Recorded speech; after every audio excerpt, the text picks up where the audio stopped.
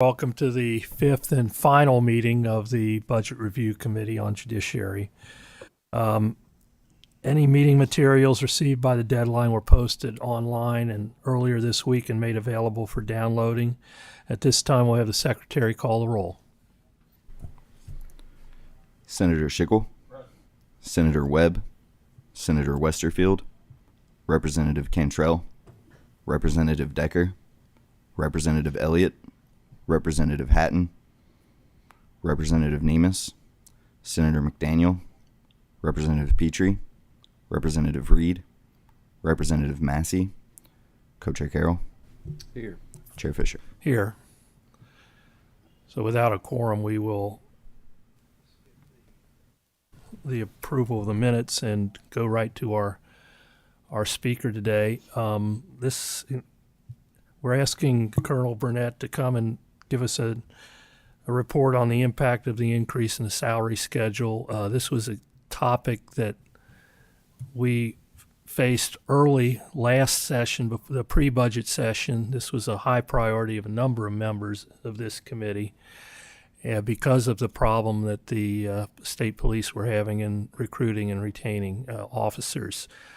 So we did go ahead and appropriate $15,000 salary increases across the board. That amounted to, my calculation was, it was like 37.5% increase in the starting salaries for the troopers. So, Colonel Burnett, welcome, Commissioner, and please give us your report. And thank you for having me here today. To get started, I guess this is a success story in some words. There are still some things that we're working through, but overall I'm going to break this down into two separate entities as a result of the $15,000 pay increase. And that is retention and recruitment, and I'll start out with retention. But first, not only did we receive the $15,000 starting pay, but we also, that increased on incremental ranks per rank for our supervisors, which also those are some of our tenured, seasoned personnel, and that helped maintain those as well. And that's also helped with our promotional system and interest in our promotions, which be our future leaders of our agency. But to start out, let's talk about our numbers. When I was here before, we were down in the 700s, which was the lowest that we'd been in over 30 years. Our high point was in 2006 when we had 1,009 troopers. Today, what I can say is that we have 896 troopers. What that is, that includes 65 Trooper Rs that have come back, which is the most that we've had in history in our agency. And that also includes 38 cadets that are scheduled to graduate November the 18th.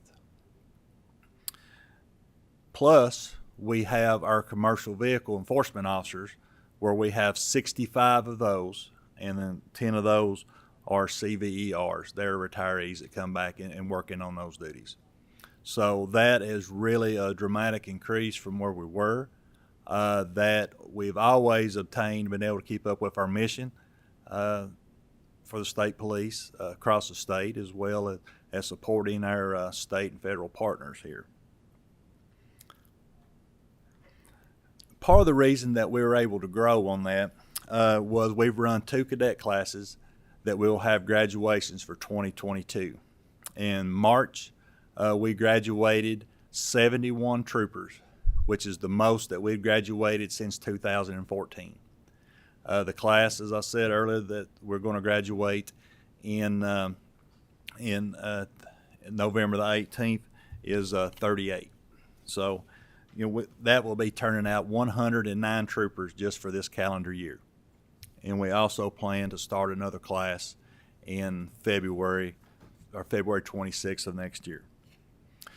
But to talk about retention, when we were here before, we were suffering many resignations, many retirements, and that's where we were really concerned. But since the the pay increase, like for instance, in 2022 fiscal year, we had 37 retirements. In 2021, we had 38. But for the first quarter of fiscal year 2023, we've only had 2 retirements, which is phenomenal. I've never seen that in my career, that low of numbers, and that's a direct result of the pay raise. And the 2 that we had retire, one of them retired for a federal position, and another one was full-time with the National Guard, and kind of knew those were coming. With the pay increase, since January the 1st, we had 14 retired troopers that had requested to come back that we hired, which I mentioned that 65 is the most that we've had in our history. We had 4 reinstatements. Those were troopers that had resigned earlier that went to another department or went to the private sector, but they, with those pay raises, they did come back. So we've put those where they needed to be. The thing about it is, as of today, we have right at 100 troopers that are eligible to retire. And next year, that will kick up to around 200. It's kind of hard to track some of that because some of them have prior police experience, but that's about what we have. But with that pay increase, and they see the stair step on the 16052 with our pay scale, that's where they see where they can keep increasing their benefit and their payment to stay around. So we do feel like that our agency, at least for the next several years, will keep increasing and growing our manpower. So on the retention, it was phenomenal, and I can't thank you enough, for our agency to be able to do that, because the people that were eligible to retire, that were looking to retire, is our seasoned personnel. They're very well trained, very well versed. They may be high in seniority in their position. So we've been able to retain those, and that will give us time to grow our manpower. We didn't get into this shape just in a short amount of time. It took years, so it's going to take a few years to grow back out of it. And our goal is to get us well over 1,000 troopers, but it's going to take a little bit of time. But that part is worked out very well. On our recruitment, on the next portion, our numbers have increased slightly. I would like for those numbers to be more absorbent, but that's just not a thing with Kentucky State Police. That's agencies across the country. That's agencies across Kentucky.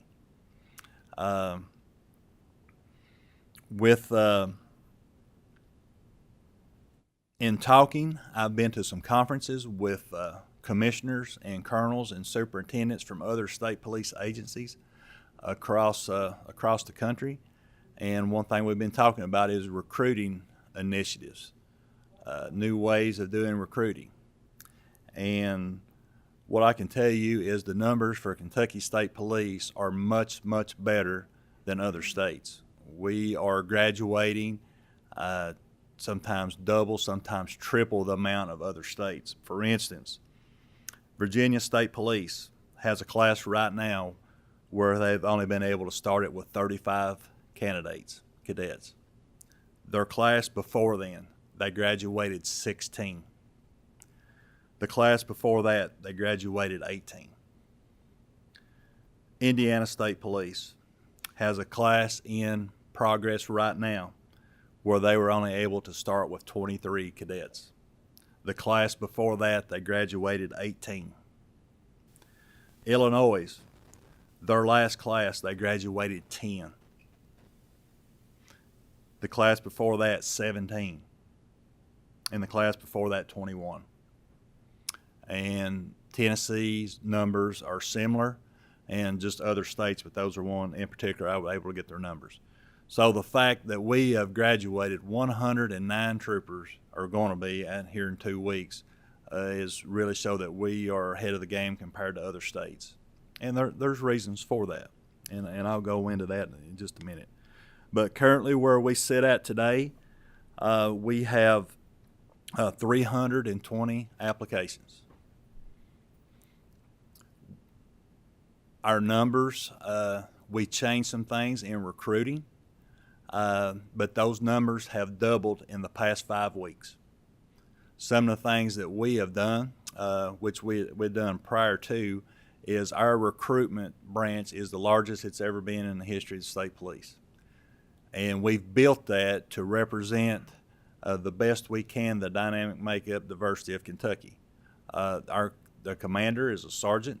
He's a white male. We have 1 white female, and we have 3 African American males in our recruiting.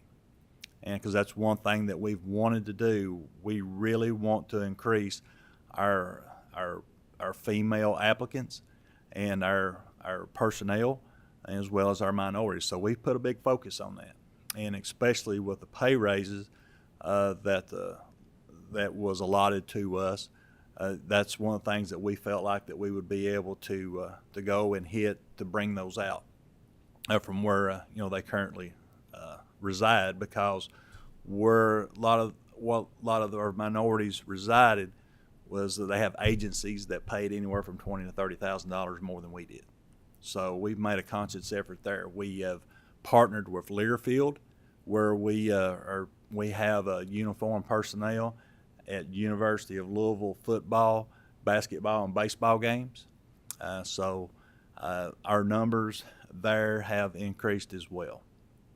So 5 weeks ago, our applications, as I said, they've doubled. And another thing we did, you may have seen it, it was called the Pick 3 program, because in talking with potential candidates, you didn't have someone in Western Kentucky that wanted to take a chance to have to move to Eastern Kentucky, or vice versa. So we did the Pick 3, where they could pick 3 of the posts, and that out of the 3 they picked, we would pick the one that was most needed for the state police. It worked well, but we did see some issues with it, so we've really expanded upon it a little bit more. And one of the things that we've done, as you all know, we have 16 posts allotted across the state. So we did a manpower analysis of each of those, is what manpower that we need. So what we're doing now is we are advertising for positions for trooper per post. Like, for instance, Mayfield post, we're advertising for 10 troopers. For the Dry Ridge post, we're advertising for 10 troopers. For the Camelsburg post, we're advertising for 10 troopers. Moorhead, we're advertising for 8. Those are the ones that we need personnel the most. And we've had some great interest in that. And since we've publicized that, that our applications have doubled. But there were also some other things we did. We really reached out to all of our personnel, all of our sworn and our civilians. And the KSP is a brand. And we see what has been tasked upon the state police in the past couple years, especially this past year. When you look at the natural disasters that's occurred across our state, if you look, and you have, I know you have, but there is a uniformed trooper that's usually the first one there. There's countless acts of valor in Western Kentucky and Eastern Kentucky where we have went into buildings that were collapsed because of damage by tornadoes, that were people in rushing floodwaters. And those are the things that we really want to highlight what a member of the state police does. And we really, it's infectious, some of those things that have happened, because the one thing about us is if something happens in Western Kentucky, everybody from the east wants to volunteer to go help, and then vice versa. So we talk about, why do you want to be a trooper? Why did you want to be a trooper? And we put a call out to all of our troopers, and the fact that recruiting is difficult for law enforcement. It's difficult all across the country. I've talked with SACs at FBI, Secret Service, ATF, and they're having a hard time recruiting as well. So what we have done, where we support the community, we're known, this uniform is known in Kentucky, is we've put it off on our troopers as well, because the more people we have in our ranks, that's the more that we can support our mission as the citizens of Kentucky, and that's what all of us joined up to do. And by doing that, that gives our troopers more opportunities. That gives them more opportunities if they want to be a detective, if they want to go to a special response team, if they want to go to the academy, if they want to be a CERT member, those things, and that gives them a lot more opportunities. And they have really taken it and ran. Troopers have set up at their local post. They have set up recruiting fairs. They've set up luncheons. They just go meet with potential candidates, and we've had some great success at that, because our recruitment section, like I said, is the largest it's been. But at the end of the day, what's recruited a lot of us is man or woman in uniform, and we talk about the things that they're proud about. That, you know, why we want to keep our ranks up, and like I said, they went with that. But we feel that our applications will be in excess of 420 when we close the application process here in November. November the 25th is when we'll be closing that. What we can say is that we can start a academy class safely with 110 cadets. And if we can put 110 cadets in there the first day, that's what we're going to do. And if we have people on a list that if someone drops out, that we can backfill for the first week. And we plan to do that. And talking with our recruiters, looking at the applications, we feel like the pool that we have is we feel like we'll be able to do that. So we feel like we'll be able to run another large class starting in February. Our class is 24 weeks for a traditional cadet. We also have what's called a LEAP candidate. Those are certified police officers. They go to a 13-week abbreviated academy class. They all start together on the same day, and then after 13 weeks, they go out to their post. They start their field training process, and then they come back and they all graduate together. We've had some good success about that. The one thing, I guess, that I thought we would have more interest in with the pay raise, I thought we would have more LEAP candidates, certified police officers in Kentucky that would apply. Right now we have 25, and that's pretty good. But I did think that would be much better because of that. But the one thing that I was fearful of would happen did. They were agencies, and we were told this was going to happen, that they were just waiting to see what the raise was going to be that state police received, and then they were going to adjust their salaries as needed. And that's what they did. I know in particular, there's a couple departments that we had several officers that were ready to come to our agency, and because they were given pay raises to stay there, and I understand that. So that that would be the big thing I would say there. But with recruiting, it is difficult. With the economy that what we have in Kentucky, I mean, there's a lot of large paying jobs, and we're competing with those. It's a good thing that our economy is great, but it's tough on the recruiting, for law enforcement. But for instance, Louisville Metro Police Department, they raised laterals, anybody that were lateral their agency, to $75,000. So, those were some of the things that we're still working with other departments. But, we do have our pay scale, But when we talk with our troopers to go out and talk with recruiting efforts, we also want to talk about the great things our agency does, the brand that we have, the opportunity if someone comes to our agency, you have the ability to work anywhere in the state after some time. You can work the Kentucky Derby. You can work the Breeders' Cup that we'll have a big presence there this weekend. You can be a member of the Special Response Team. There's a lot of things our agency offers, and we got to sell that brand. And I think we've answered the call on that. And if we can start this class with an excess of 100, and then I feel that our agency is that we can grow that. But like I said, we didn't get into our level of manpower in a short amount of time. It took a few years, so it'll take us a few years to get out of it. But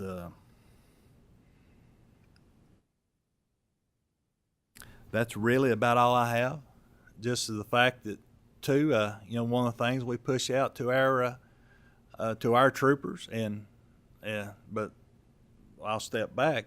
But what I can say, morale is good within the state police, because we have really, with our commanders, we've tried to meet with our personnel, and we see the things in the national media about defund the police and some of those movements, but overall in Kentucky, Kentucky State Police is supported. I mean, what more could we ask for? I mean, the General Assembly, the huge raise to help with our retention and recruitment, to solidify and the investment that they have, and I think we've got a good return on your investment for what state police has been tasked to do. We've really kind of went outside of our mission. We have a law enforcement mission, but we have done so much with these natural disasters. We've really done as much a humanitarian as we have law enforcement. We've set up shelters. We've had troopers handing out food and clothing. We've had them making deliveries to some of these affected areas. Even the troopers' families, their wives, their children are volunteering to come in and help. I mean, what better to be a part of something like that? But with the funding that you all have given us, just not with raises, but other projects, and the governor supports us and pushing forward with raises, and the community members, we don't necessarily need to pay attention to some of the things about the criticism of law enforcement, because law enforcement and support of Kentucky is good, and we've really tried to push that through, and we're starting to see that, and I think we're going to grow through that. So that's really about all I have on retention and recruitment.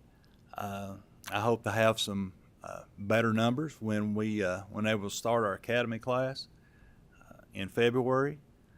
But I guess I can take any questions. Thank you, Commissioner. That's a very good report. That we have one question that I had last time you were here. Your department was hemorrhaging some troopers from state police to the local community police. Is our salary structure now competitive, at least, that you're not hemorrhaging troopers from the department to other local police departments? Well, we're not losing. We're not having any resignations to other agencies. We're not. We're competitive. When those pay increases come through, it's hard to track every agency in Kentucky what their salaries were. But we felt like it was about fourth in the state. I don't know that we're there now, but a starting pay for a trooper is $55,000.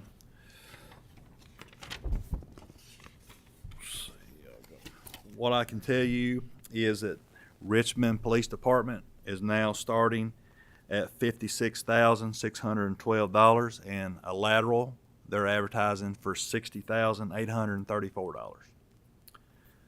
Pikeville gives some of their officers a $5 an hour raise, which would be equivalent to about $10,000 over a year. Berea is starting between $48,000 and $54,000. LMPD, as I mentioned, for laterals is paying up to $75,000. The Boone County Sheriff's Office is starting anywhere between $59,000 and $76,000. And Huntington PD, which is just across the river there in Ashland, which is one place we have a little bit hard time recruiting, but they are offering a $20,000 sign-on bonus for lateral officers and $5,000 sign-on if you have no experience, just to sign on, and they're starting at $59,000. So I know most of those were really down until we got our pay scale increase, and then they have kind of, they're a little more nimble on how they can do things and adjust because their departments aren't as large as ours. We were last in starting pay for surrounding state agencies. Now we're basically tied for fourth with West Virginia. I think we start out about $100 more a year with them. So other states and then other agencies have caught up to us. And, like again, a 30-some% pay increase for our personnel is life-changing for our troopers. It's life-changing for their families. And morale is good, but, other agencies have, that they've caught up to us. And that's just the ones that I know of, that the numbers that I was given. Senator Carroll. Thank you, Mr. Chairman. Colonel, thank you for all the information. Excellent detail. Can you talk a little bit with Trooper R's, the status when they come back, how that works, what pay scale, how is the pension affected? Just talk through all that if you don't mind, please. Yes, sir. Thank you. Again, those are some of our seasoned officers. They've retired, and the ones that we bring back, when they retired, they were really quality employees, and we look at that when we bring those back. Almost all the time, they are assigned patrol duties. They go back, they support the post, but we have had some entities where we've had to put them in specialized positions because of lack of manpower and their experience that they had. We look at those very, very, very scrutinized because we really need a trooper in uniform out answering calls, answering domestics, working wrecks and calls for service. But we do have some that retired, for instance, from our drug enforcement or special investigations that have such a knowledge of things to be able to expand to keep those duties going. We've had one come back that worked in our CERT, Criminal Incident Response Team, with just the background and training and money that was involved in them. So, we do bring those back. With their pay, we're paying them about what a 5-year trooper would make. They are limited to $5,000 in overtime that they can work, and those, if they work any overtime, it has to be a highway safety enforcement grant. Even if they're in a suit and tie working investigations, the only overtime they can get is if they are out working some type of traffic enforcement federal overtime.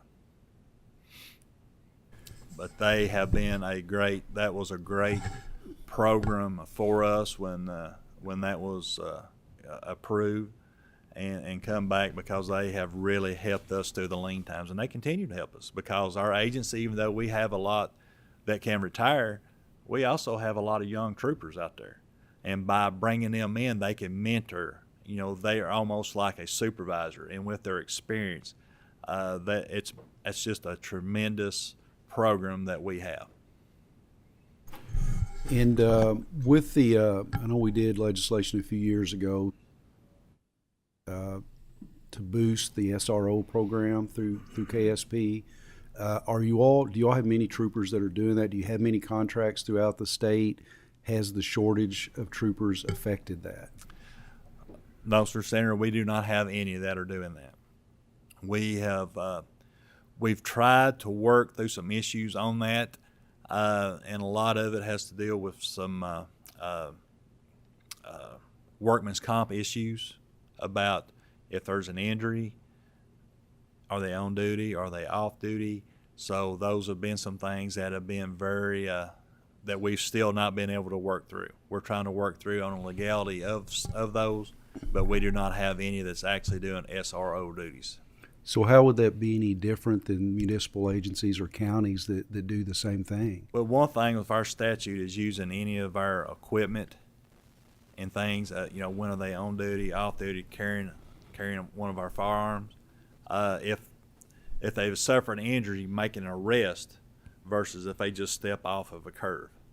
So there's still just some issues that we are having trying to deal with that to be able to make the program work. Is that something that we can affect through legislation, or I hate to see that that's not happening, because that's a valuable resource that certain school districts could utilize.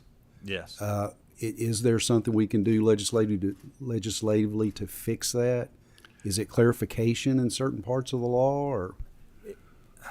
I think so on some of that. That's one thing we could go back and look at the specific details in detail and be able to report back to you on that. I would ask that someone, if you don't mind, have them to follow up with me personally. Yes, sir. And I would absolutely file legislation to make some adjustments if that would help in that area. Okay. Yes, sir. Thank you. Thank you, Mr. Chairman. Representative Nemus. Thank you, Mr. Chairman. I think I just have a comment. My comment is I think this is a wonderful report, one that we've been working very hard to get to for a number of years. It's great that our morale is up. I'm talking to a lot of troopers, myself, some of my own family, and they're telling me how they think things are going much better. Some of them staying who were looking at retiring. It's great that we're attracting new officers. We're able to retain new officers or the great officers that we have. And one thing that we really hoped would happen is that local police departments would follow suit once the KSP was back on track, which it is now, with this $15,000 raise with a base pay and then percentage on top of that. But I don't want this moment to pass by without recognition of you, Mr. Chairman. This is probably your last meeting as the chairman, certainly of this subcommittee, and this is part of your legacy. I remember this past session, Representative Joe Fisher, Chairman Joe Fisher, was working very hard on these raises, talking to everybody about them, and the fact that we've turned the morale and we've turned our ability to attract and retain officers at the Kentucky State Police Department is in no small part due to you, Chairman Fisher. So I wanted to recognize that right now at your last meeting. I hope the people of the Commonwealth of Kentucky know that this is part of the major legacy of Joe Fisher as their state representative. I just wanted to make sure I put that on the record. Thank you, Mr. Chairman. Thank you, Representative Nemus. It is a collaborative effort, Senate and House. Senator Schickel, do you have a question? Thank you, Mr. Chairman. No, I just want to echo the representative's sentiments. Mr. Chairman, you as a fellow Northern Kentuckian right next door, and the job you've done on this committee and your advocacy for law enforcement and the state police, and doing the work early on, doing the spade work early on to make this happen. And it's just great to see it where it's at. And like this is going to probably be your last meeting, so I wish you the best wishes. Congratulations. Thank you, Senator. Senator Carroll. Thank you, Mr. Chairman. Colonel, one other thing I'd like to ask. We've talked before at different times about the structure and the leadership of KSP and the political nature of it, where there's a new commissioner sometimes every 4 years. And how does that affect, and maybe it's not fair asking you this, but in your career, does that have an effect on KSP? Are there morale issues that come with that, inconsistencies?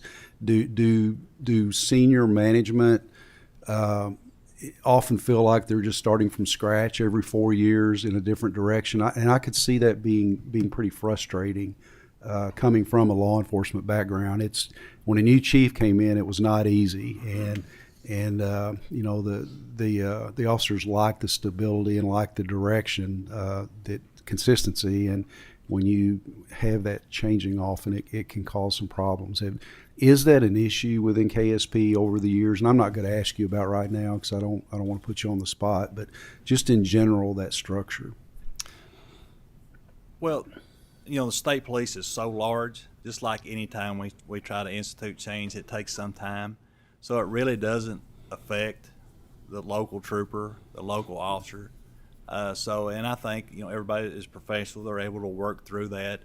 And because we all know the state police, we're independent. We're an entity. We enforce the law, and that's what we do. And no matter how things are, that's one thing that the true professional and the cloth that troopers are cut out of. We just always make sure our mission is accomplished, and they go forward with that every day. Well said. Mr. Chairman, you have been one of the legislators up here that I have admired the most. Your knowledge, your consistency, the credibility that you bring to your seat has always been, on my part, for the last 8 years, very much respected that, and it's been a pleasure working with you on this committee. Thank you, Senator. Senator Webb. Thanks, Mr. Chairman.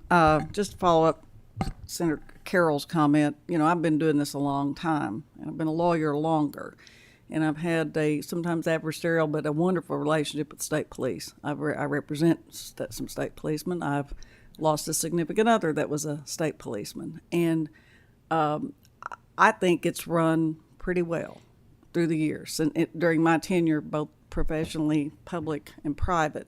And I think a lot of times, the leadership comes through the ranks from within. And so I haven't seen a drastic change. I mean, every agency sometimes has issues. And so every individual sometimes has issues. But I think it's been a pretty continuum of envy for the nation, really, our troops and the way it's been run.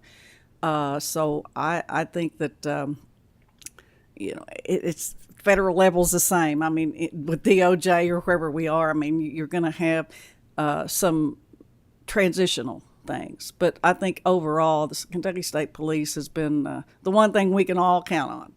And I appreciate the leadership through the years and the consistency and the continuity of professionalism, both on the ground and here in Frankfort. So I appreciate you. And I want to also say our chairman, we go back a long ways too. Had the honor to serve with him in the House, and being a former student resident of Northern Kentucky, it's near and dear to my heart, as he is, and I appreciate his friendship and leadership through the years. Thank you so much, everyone. Thank you, Commissioner, for this report. It has been an honor for me to help assist the state police to reestablish itself as the premier police agency in this state. And with your input, we were able to do that, and with the collaboration of everyone on this committee and in the House and the Senate, we're all behind the state police. And we want to wish you good luck in the future with your recruiting. It looks like you're back on track to get those numbers back to where they belong. One thing before we adjourn here, we need to approve the minutes. We do have a quorum. Chair will entertain a motion to approve the minutes. Motion is second. All in favor? All opposed? Minutes are adopted. Thank you so much, everyone. It's been a pleasure to serve as your chairman. This meeting is adjourned. Thank you.